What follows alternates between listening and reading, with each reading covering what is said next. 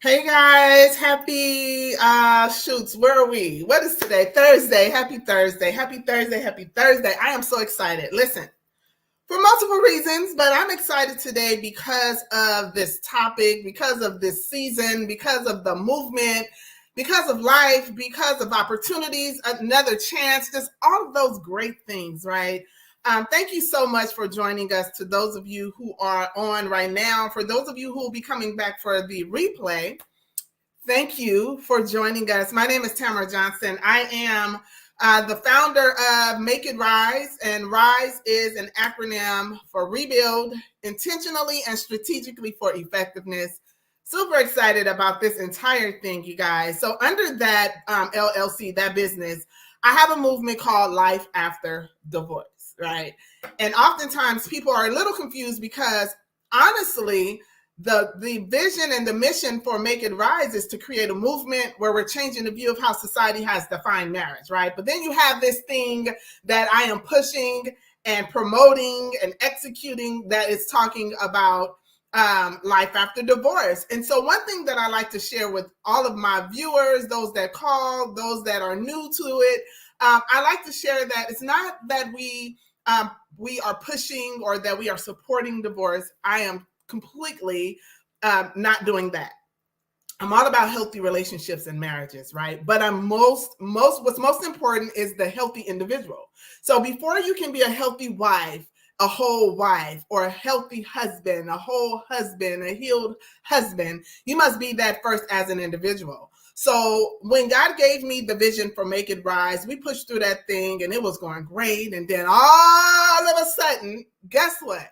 Your girl went through a divorce herself, right? And so I question, is this something that I should be really doing, right? How do you share with folks what a healthy relationship and marriage look like, but you're going through a divorce? Tam, make it make sense, right? I had to literally sit in that thing and ask myself those questions and battle with giving up and throwing in the towel until I heard God say, your purpose has nothing to do with your status, right? In other words, what I created and designed you to do and who I created and designed you to be has nothing to do with what you are, right? So you are no longer married, but it has nothing to do with what I purposed you to do, right? There is still something in you that needs to come out, and it's not even for you, right? It's for others. And so once I got comfortable with that, I continued on with Make It Rise, right? It was great. We did workshops. I did one-on-one sessions with couples, with wives, not necessarily husbands, but wives, and then the couples. And it was great. And then God gave me this other vehicle to drive called Life After Divorce, right? And then I began to write a book. I wrote my book. I have 4 books at this time, 3 that are related to divorce. And as he gave me those things, he began to download into me why it was so important for me to just hang in there. And so with this movement, Life After Divorce, again, as I shared, it's all about helping the individual who has experienced divorce, right? Who has experienced this traumatic thing that has made them feel probably embarrassed, less than, judged, just not sure what to do, broken, all of those things. I went through all of that. I walked through that. As a matter of fact, I'm still living life after divorce, and I am still experiencing things that I'm able to share, teach, coach, pray through with other people, right? I mean, literally, today I'm going through something, okay? And it's okay because I know that I'm here for a reason and I'm here for a purpose. And so with this movement, I have gained so many sisters and brothers in Christ, right? That we're all going through or have gone through the same thing. And God is just using me as a vessel to say, you can live life after divorce, and this is how, right? And not necessarily saying how I got through it is how you're going to get through it, but I am here to give you hope. And so I've locked arms with other people who have gone through the same thing, and their stories may be a little different, but they're doing the work, right? They're healing. And so with those that have been a part of the books, they've said, okay, Tam, we got you. What do you need us to do? I'm so grateful. God has really blessed me with some amazing women and amazing men And so with the movement, I have these women, I have these men, right? We have this gala that's coming up at the end of the year in November. I'll tell you more about that soon. We have another book that's about to be released in the summer, and this is the male's edition, the male edition, men's edition of Life After Divorce, which I'm so excited about. I'm going to talk to you about that with my guest. Today's guest, his name is Tyrone Auston, you guys, and I'm going to bring him in. I'll let him introduce himself to you. We're going to talk, chat. Please, please, please ask us questions. Make your comments. If you agree, great. Let us know. If you don't agree, great. Let us know, right? Because we're speaking from our lens. We're speaking from what we see, what we've experienced, but not what you've experienced. And so we'd love to hear your thoughts, right? Your comments, your whatever it is that you have going on. We'd love to hear it from you. So type in your comments. Say hi to your girl. Say hi to your boy when he come on, right? Let's do this thing together. It is not just me. It is not just him. It's all of us. We are all living life after something, right? And so I'm just, again, I was just chosen to be one of the vessels to open up and share pieces of my story. Hey, San, thank you so much for joining us. So I am going to bring my guest in.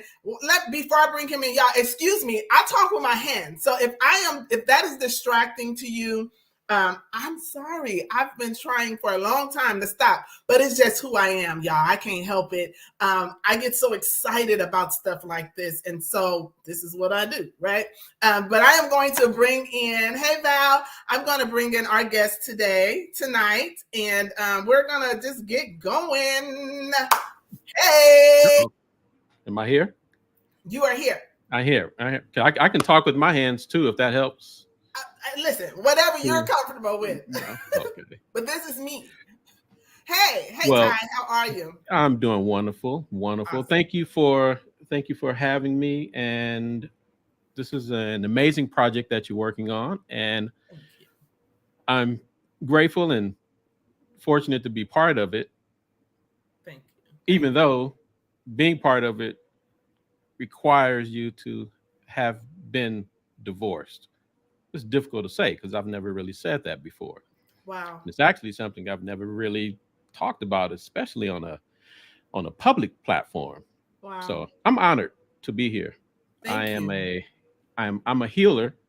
I've been told I'm a healer at heart. So this is part of my healing process, and being able to help others heal makes me feel that I'm on purpose. Yeah. So I love it. I love yeah. you. Thank you so much, Ty, because well, let me start here. So Ty and I, we met. It's so funny, but it's so cool, and it's so perfect. God does everything with intention, right? Mm-hmm. So his ex-wife is actually one of the co-authors in the Seasons of Divorce journal. And so she and I were talking, and I shared with her that, I think I got to do this men's edition. And she's like, my ex-husband, he wouldn't mind, and I'm going to run it by him. And I said, please do, right? And so she did, and he agreed. And then he and I ran into each other at an event that she had. And I'm like, hey, Ty, I'm Tam. And so I began to share with him. He initially thought it was a calendar. Didn't you think it was a calendar? You were like, shouldn't we get started? I still think it's a calendar. It's not a calendar. You know it's not. It's not a calendar. It's not a calendar.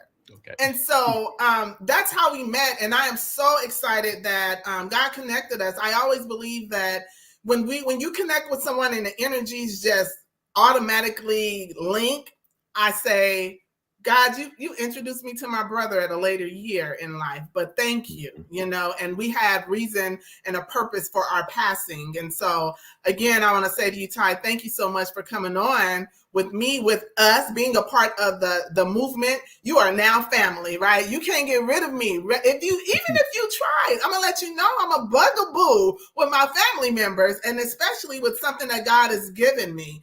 And I shared with you a couple of weeks ago or last week when we spoke how the transition of just all women to men, how that went. And we'll talk about that a little later, but let the people know who you are and what it is that you do on a daily basis. Okay, wow. So Tyrone Auston, a lot of people call me Ty, and Ty Auston. I have a couple of passions. One is, well, I'm going to talk about my primary passion, and that's helping others get excited about achieving their wildest goals and dreams in life. I do that through my coaching company. I've been able to achieve that through my electrical contracting company. So I've been an electrical contractor and in the construction business most of my life, most of my adult life, well, all of my adult life. And over the last, I'd say over the last 10 to 12 years, I've learned some things that has helped me progress through life. Things that have helped me think differently, things that have helped me look at things differently. And I've been able to share those little nuggets and experiences with people. And those are the things that not only help me get through the rough times or through the tough times in life, but the good times also. Yeah. That's cool. That's cool. I want to go back. Well, welcome. Let's start there. Welcome on into this world. Welcome to this platform, the movement, and all of that, bro. But I want to go back to something that you said when you initially came on. You said that this was your first time publicly saying I am, and I don't know if you recognized it, but there was a slight pause before you said divorce. Like, we had to have this in common in order for you to be a part of this movement, right? And you paused a little bit before you said the word divorce. Is there a reason why you've never publicly said it or shared it, or was there some embarrassment? What was attached? What emotion, if you can remember, what emotion was attached to I am about to go through divorce, I am going through divorce, I am a divorced man?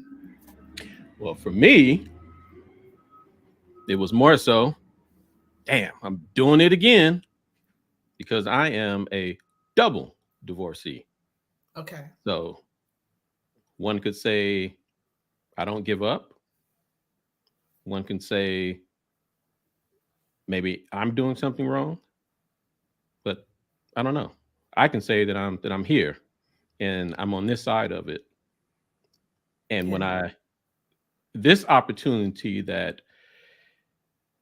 you presented to me, it gives me the opportunity to help the people that I've seen in pain. I've seen brothers respond just by hearing or seeing or just being reminded of their ex could send them off into a very dark place to where I would ask if I'm close enough to them. Like, man, how long was this? Like a couple of weeks ago or last, like a year or so? And it could be 20 years ago. Wow. You can't tell the difference. Yeah. Because they haven't dealt with that emotion. And I wonder, because I know for us as women, right, it seems like sometimes it's a little easier for us to deal with that emotion, that feeling. Like, we've been given more permission to deal with it and to feel than men have. And I think that is so unfair, because what it's doing is setting them up to set us up, the single divorced woman that is going to eventually meet and greet and date and possibly remarry or possibly marry that man that has been divorced, that has not been given permission to actually feel and deal with whatever he's going through. We're being set up to now get in and not date them, but counsel them, coach them, bring work home. It's a lot, right? And so sometimes we don't know that that's what's going on with the person, like at the onset of it, because everything is so surface, everything is good. We don't ask those questions. I may step in this thing not even thinking I want to date you seriously, like we're just having fun. But what happens when there's a U-turn, right? What happens when you get there and all of those things begin to blend and he has not dealt with whatever it is he needed to deal with? which leads me to ask this question. Why do you think it's so important for you, but men in general, right? Knowing what their titles are supposed to be. Why do you think it's so important for them to actually dig deep and deal with those things that has come with being a divorcee? First thing that came to mind was, while you were speaking, was triggers. And by not dealing with past experiences, anything that resembles the past will trigger you to respond, not even respond, will trigger you to react in a way that is unhealthy. And Yeah. most likely it's towards that person or people. It may not be towards this new girlfriend. It could be towards the children. It could be towards friends. Yeah. Anytime you have something that hasn't been dealt with, when something that remotely reminds you of the pain that you haven't dealt with, yeah, anytime that's been triggered, you're gonna, well, who knows? I don't want to say snap, but I think I just did. I think you just said it. React. You're gonna react. You're gonna, because there's a lot of displaced emotions, right? And so while, and then and Lord forbid you're dating someone who internalize everything, like, okay, so what did I do? How can I fix it? How can, and you can't, right? Because you can't fix something that you didn't break. And so you're just experiencing what he or she, right? But since we're talking about the men, so the woman, she's beginning to experience what he has not dealt with, right? What he has not addressed. And now she's trying her best to help him through this thing. And unfortunately, there are going to be some surface things that she can do. But when it comes to doing the core work, he is going to have to take ownership of doing that. Otherwise, he's setting himself up and the relationship up to just not make it. Now, I've seen couples actually push through, make it through that thing, right? But that comes with effective communication. That comes with getting some help individually, right? Do the thing as an individual and then bridge it together. Come together, talk about it, right? What does this look like in action? How do we fix this? What do we want to do, right? What's the end goal? Because in order to get to the end goal, sometimes you have to stop what the immediate goal is. So sometimes you have to just cut ties for a minute so that the work can be done, and hopefully it's done properly, and then you can come back together. But the most important thing is that the individual begin to heal, and become healthy and whole. And he has to be aware.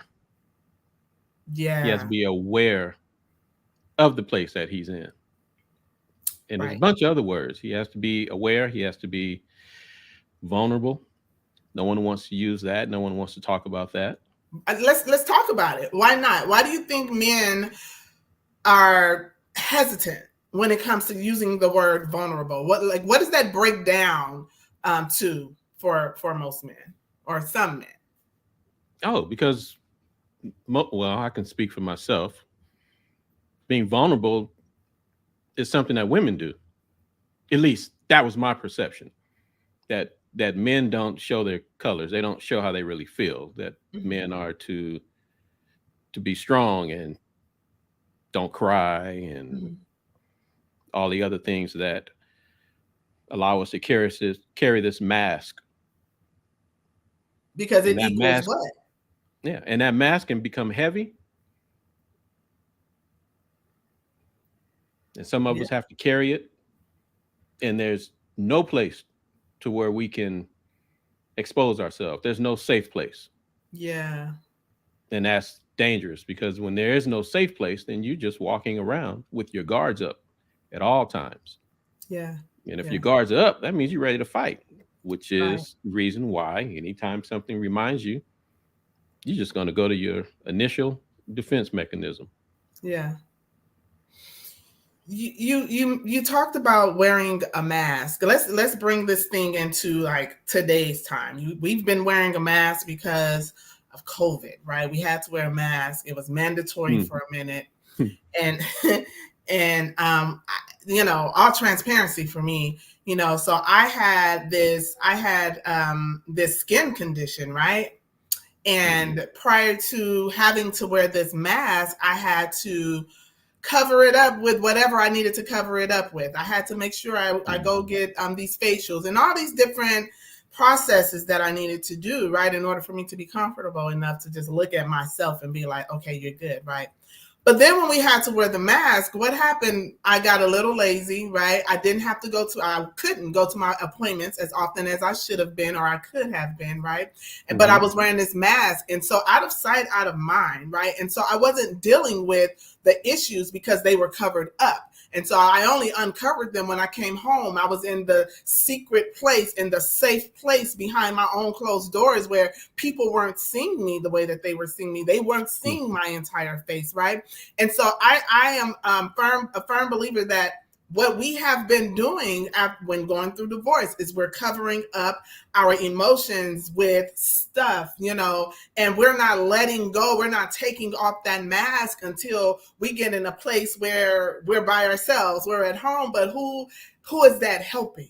Right. And so that was one of the reasons why I thought that this movement was so important, because I want us to be the word that you just said, vulnerable enough to say, listen, I went through this and this is what it felt like. I believe that we need to be what we once needed when we were in those shoes to someone else that's currently going through that thing. And that's why I introduced the men's edition of Life After Divorce. You asked me a week ago. You remember what you asked me about the men's edition? I asked you a few things, but the first thing comes to mind would be, and hopefully this is it. Why? Why men? Why did you do it? Okay. Is that the question? That ain't it. No. Missed my cue. I've been answering that all night though. No, the question, remember you asked me about men. What made me comfortable enough, or what made me dive into opening it up for men? Because I shared with you that it's been women, right? Okay. And so I've never shared this out loud, as you've never shared that, the divorce in public.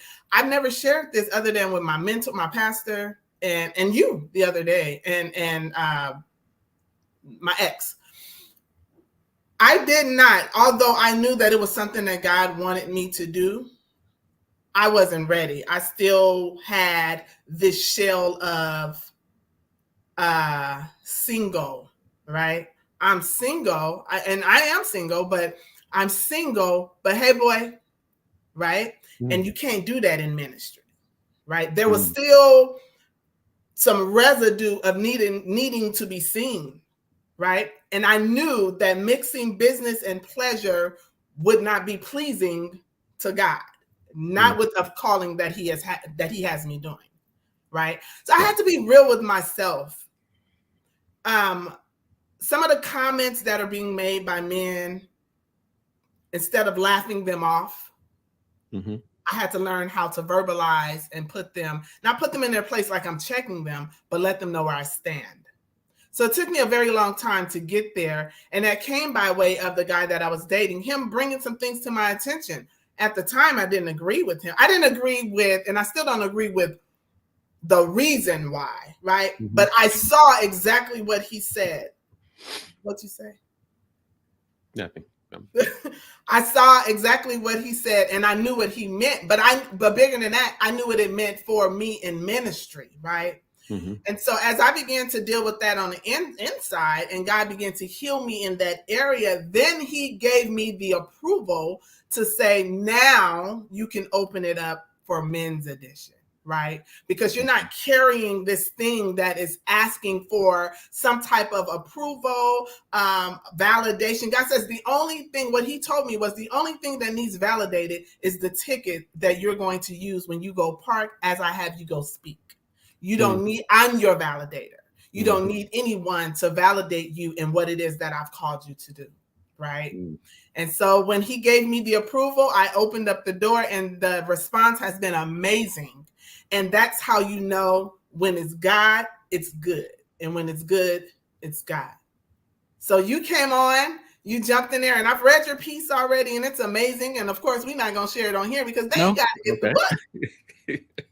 But what some of the things that you were sharing in there, it was coming from a place of, I can tell this man has experienced these things, and he is saying, dude, listen, if you just listen. Like, what was that feeling as you were writing? What were you feeling? Did you have to go tap back into the emotions you felt while you were going through divorce? Or let me ask it like this. Were you writing from a healed place, or were you writing from a hurt place? I was writing from a healed place to a person that was hurting. That's good. Yeah. So without giving it away, there was a brother inside of a room, and I described the room. I described the environment. So in my mind, he was in there hurting, and I was able to open up the door, go in, and escort him out into a place that was a more comfortable environment. Now that the walk from one room to the other, although it was a few short steps, it's a pretty long journey. Yeah. And I have to keep that in mind also, because it's easier to minimize the journey when you're on the other side of it. So yeah, but to be able to relate to that person on the other side, to be able to understand where they are, makes it all worthwhile. Yeah. Because you touched on it earlier. It's not for you at that time, but once you go through it, it's for you to help others go through. Yeah. And the freedom, can't even get it out. The freedom on the other side, man, I just wish I can, help more. That's why I love the project that you're doing, and I'm just honored to be part of it. Thank you so much. If you had to say who your audience is with what you wrote in that book, describe your audience. Describe your person, if you were in a room, as you just talked about, with one person, what is his feelings? What are his feelings? What are his emotions? And what would you say to him according to that? I like that. So he's in that room, and he's in that room by himself. He's not in front of his boys. He's not hanging out. So his mask is off on a table, and he's sitting there thinking to himself, quite possibly, that no one else understands me. Everyone else has it all together. Who can I talk to? How did I get here? Like me, man, this is my second time. I'm back here again. Would I do it a third time? Who's there out there that can help me? Why do I feel all alone?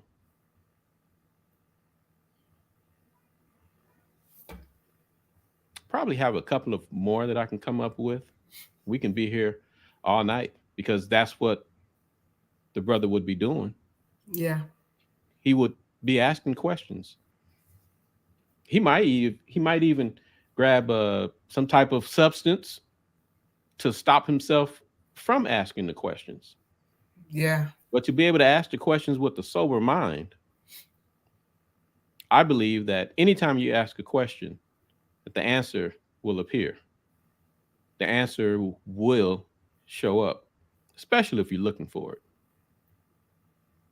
And to be that knock at the door, man, I'll be the knock at the door that I wanted to hear. Yeah. When I was in that room. And that room, uncomfortable. But you said we're not going to go into it. I'm not going to tell the story. No, we're not going to tell the story, because the story's in the book. They have to get the book. Okay. Yes. And when I say I stepped into the room emotionally with you, as you can see. Because my thing is, I'm not this is not for play for me, right? I'm not just on here. I haven't been doing this just for people to pat me on the back or to see me. Like, I really want us to heal for real, right? Mm-hmm. You know, because there was a period or a season in my life where I coped in an unhealthy way. And I want us to cope in the healthy way, right? We got to deal with the stuff so that we can deal with the stuff, right? And it's a process and it's a journey. And so as we move forward, as I have the men's edition, the book that's coming out in the summer, and then the seminar that's also in the summer, June 3rd, that you won't be able to be a part of. But I think it's so important that, and here's the thing to the viewers, like that particular seminar, when I say it's all men, it's all men. I said, what needs to be removed so there's no distraction? And the Holy Spirit immediately said women, right? So it's all men. I'm only coming in to say, hey, introduce, say what the mission and the vision is. And then I have someone who is going to host, who's going to MC it. I'm stepping out of the room. I won't even be in there, because the goal is for the men to literally be vulnerable and able to talk about these topics. Friends after divorce, remarrying after divorce, dating after divorce, what do you call it? Healing after divorce. So all of these different topics that can sometimes be a little embarrassing for a man. As we just said, men are not given the approval or the okay to be vulnerable and open and just talk about how they are feeling and hurting, right? I want that to be a safe place. So Tam, the founder of this, is going to remove herself from the building. I will not be there. I want the men to tap into those places that no one has ever given them permission to tap into, because I'm for real about the real heal, right? I'm not talking about this surface thing. I'm not talking about going to get a haircut, covering it up, putting on the clothes. I'm not talking about that. I'm saying let's get naked and let's get real so that we can go out in the world and be effective and affect change in the other people who are going through, about to go through, or just sitting in this thing feeling like there is no hope. So that is why, that was another reason why I had you come on tonight, because I know that you wouldn't be able to be at the seminar, but I wanted the people to hear your voice, also read it when they get it. So I want them to be able to put that together. So I am so grateful once again. Ty, why are you laughing? I'm laughing because I won't be I know. I won't be able to be there because I'm healed. I'll be on a family trip. with your ex-wife? Yes, and my children, and yes, and her family. And I'll be able to join them. Wow. And Wow. in transparency and honesty, that's what we're doing here, right? There were opportunities over the last few years to where I had an opportunity. Woo. And in hindsight, I said, nah, I'm good. Now that I look back, I didn't realize it at the time, but at the time, I could not be around you or hang around. Not because I didn't, no, I couldn't do it because I wasn't healed. I just was not aware that I was not healed. Wow. So awareness is so imperative. Yes, awareness is so imperative. And I know, I shouldn't walk away, but awareness is so imperative. And hopefully you can see this, right? Yeah. This is Newton's cradle, I believe it's called. Mm-hmm. And I like to use this because if if this guy here is not healed, you think it's isolated to that particular incident, but everything's connected because whatever happens to one side affects everything that's in there. It could be your work that's in here, your children, your friendships, everything is connected. So when one area gets fixed, mysteriously and magically, other areas start to come together. So to think that everything is not connected is one of the biggest mistakes. that one can make. Yeah, that was good. I like that. I used to, and that came true for me when I realized that I was healed as a mother, a divorced woman, a divorced woman, but as a mother, I was healed in that area, right? Because I saw my daughter every single day. I was forced to work on it every single day, right? But there were other areas that I hadn't tapped into after the divorce that I thought I was healed in because I was healed in this area. And I had to tell myself, Tam, you it's compartmentalized, right? You got to do the work in all of those areas. It's not that just what you just said. If you heal here, then it flows over into everything else. But what is if you're not healed here, it flows into everything else. And so we have to be mindful of that. But I am so glad that you said what you said. I won't be there because I am healed. And so that could sound kind of like, yeah, I ain't going because I'm healed. I'm good. No, but because of where you're going to be and who you're going to be with and around is why you're saying you're healed.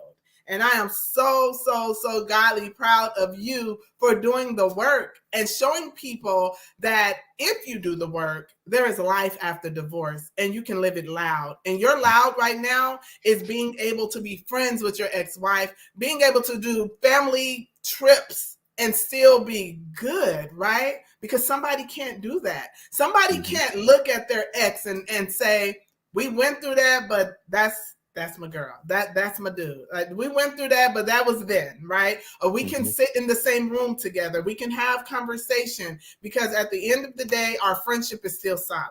You know, this might be a stretch. Try But it.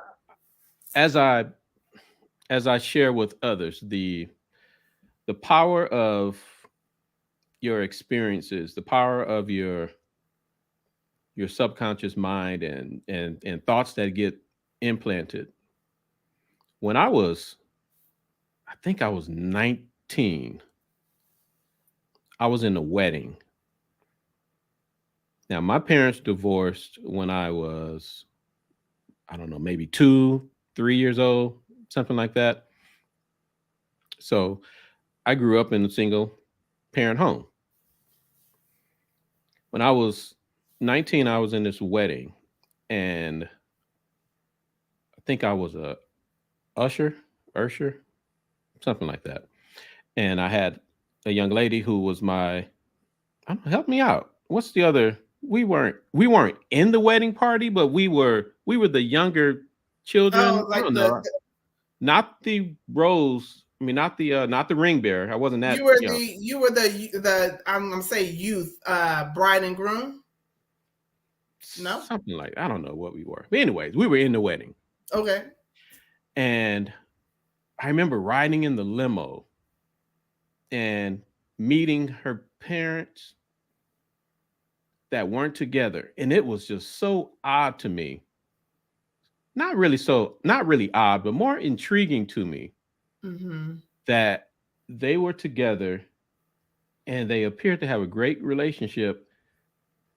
And for some reason at 19, that changed the way I looked at divorced parents. Wow.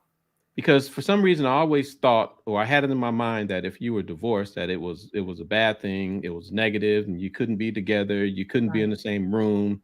Yeah. It just wasn't good. Not that that was my experience, but Right. maybe that's what I learned along the way. My parents didn't have any issues. I never knew my mom never said anything bad about my dad, and my dad never said anything bad about my mom.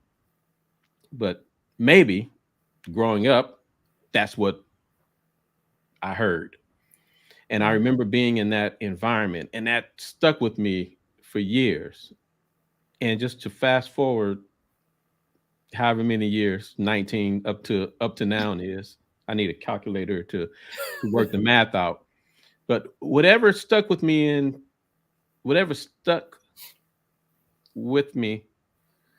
to see it playing out now is fascinating. It's Wow. yeah, it's intriguing. I can't really explain it.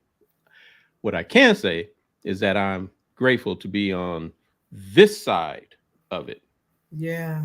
And not on the other side, like I've seen others just holding on to the cup of bitterness and sipping on it and drinking on it and Yeah. hoping that the other person is going to die, and all along they're slowly killing themselves. Definitely. Definitely. Yeah. Yeah. Well, I'm glad you're on the other side as well. I'm glad I'm on the other side as well. And it's an honor, it's an honor to be able to talk about the side that didn't feel so good, right? It's an honor to say, wow, I made it through that thing and I didn't do it by myself. And so that's what this movement is all about, is saying, hey, we just want to show you that it can be done. Let us be an example of what life after divorce looks like. Let us be an example that you can heal. Let us be an example that you can be whole. You can be at peace with what that decision was, right? Eventually, but it takes work and you have to commit to it. So I always say, be committed to the commitment, but first and foremost, write out what the commitment is, right? Because if you aim for nothing, you will get it every single time. But you have to have something that you're actually aiming for so that you can know what work it's going to take in order for you to reach it. So again, Ty, I'm so grateful and honored to have you a part of this movement. If you could leave the people with something that is encouraging about healing, the process of healing, what would you say? Okay, so I was going to ask you for permission to tell a little bit without giving it away. But I Absolutely. believe this is the perfect. I can insert my thought here. Absolutely. You can heal. For those that may be thinking like, I have no desire to hang out or to be friends. You can heal. Not only can you heal, but you must heal. But you can do it without involving the other person. Wow. How? Because you're not doing it for them. You're doing it for yourself. You're doing it for the people that you love. You're doing it for the people that love you. So that's what I would, yeah, that's what I would leave, just in case. And your how is in the book, though. Your piece of how you can get that is in the book. Absolutely. Yeah.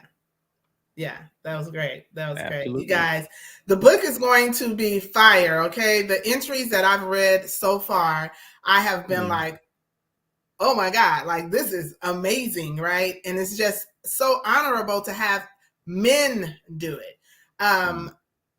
We're so accustomed to women, blah, blah, blah, blah, blah, blah, blah, blah, blah, blah, blah, blah, blah. This is how I feel, this is what I said, this is what it did, but not really men, right? And so the fact that you all are speaking in a positive light about something that you've experienced that the world would say is the opposite. You're doing the uncommon thing, right?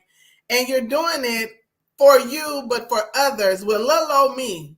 And I am so honored to be a part of this thing, like seriously. And so again, Ty, I want to say thank you so much for joining me tonight, for joining us tonight, for being a part of the movement, for sharing your thoughts, everything that you've said tonight, I'm certain has not fallen on deaf ears. It's fallen on some good ground, and some things are going to be done as a result of some things that were said tonight. This will not be our last time. Of course, we're going to be connecting again. You guys, I want to thank you all for coming on and joining us. I think in a week or so, I will actually be on with my ex-husband. He and I are going to talk for the first time on live about our friendship, being friends after divorce. And so it is a true testament to our healing. I can speak for myself. It's a true testament to my healing, being able to sit and talk with him. And we're not, and so for those that may think you're coming to hear different bits and pieces of that's not what it's about. We want to come and show you that it can happen. You can do it. Just as Ty said, you can do it. And we want to be the example. We will be the example that just because something didn't work in one compartment doesn't mean it can't work in the other compartment. And so I'm honored and proud to have him come and sit with me and us have that discussion.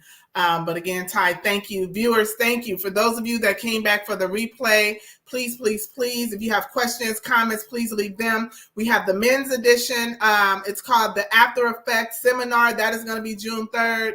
I am doing the Mirror Me workshop for women. That is going to happen in the end of May. I'll post all of this stuff, you guys. The book, the anthology, the men's edition of Life After Divorce, Men Toolbox, is going to be released this summer. You're going to see a whole lot of stuff with the men coming up. And then the gala at the end of the year, where it's a big celebratory party where we're celebrating those who started with me in 2020 all the way through now. We're going to have a big celebration. It's black tie, classy music, dancing, live music, pictures, all of that, Ty. I see you. Get ready. It's going to be a lot of fun. You going to make it? Yes. It's going to be a lot of fun. Awards. There will be some awards given out to those who have been a part of, because I want to show my appreciation. Just God is good. I got some other things that's coming up, and I will be sharing with you all in a couple of weeks. But I want to say thank y'all for holding my hand and rocking with me and walking with me and believing in not Tam, but believing in the mission and in the vision. Because Tam slip up often. I mess up all the time. I want to throw in the towel every single day, but I remind myself of what I am committed to. I am committed to the commitment, and I am on an assignment. So I have to try and be in alignment with the assignment by the things that I do. So again, I say thank you all for being a part of tonight's show. And we will see you all soon. Thank you, Ty. Thank you. And bye, you guys. We'll see you next time. Yes, yes.